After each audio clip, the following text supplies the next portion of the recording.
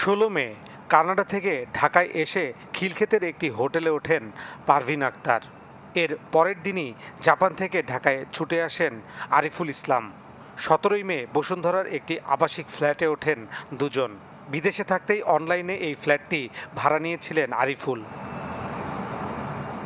সিসিটিভির ফুটেজে দেখা যায় ১৮ মে ভোর ৬:৩০টার দিকে ওই ফ্ল্যাট থেকে একা বেরিয়ে যাচ্ছেন পারভিন। এর ১৫ দিন পর ১ জুন বসুন্ধরার ঠিক ওই ফ্ল্যাট থেকেই অর্ধগলিত আরিফের লাশ উদ্ধার করে পুলিশ।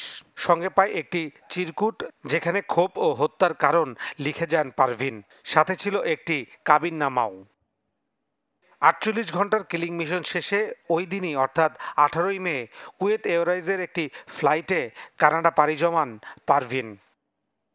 পারভিনের গ্রামের বাড়ি নরসিংদী।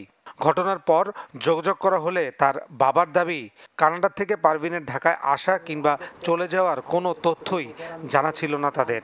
আমি তো জানি মেয়ে কানাডায় আছে, মেয়ে যে কোন সময় বাংলাদেশে আসলো বা কি করলো না করলো এই ব্যাপারে আমাদের পরিবারে কেউ কিছু জানে না। নানাভাবেই পারভিনকে ব্ল্যাকমেল করতেন আরিফ। এই তথ্য জানা ছিল তার পরিবারের। এমনকি পারভিনের স্বামীর কাছেও পাঠানো হয় অন্তরঙ্গ ছবি।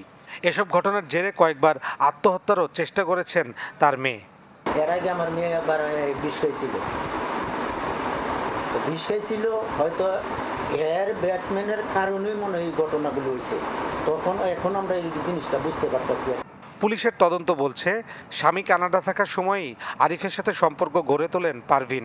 জাপান প্রবাসী আরিফও ছিল বিবাহিত। বিভিন্ন সময় তারা হোটেলে কাটাতেন অন্তরঙ্গ সময়ে।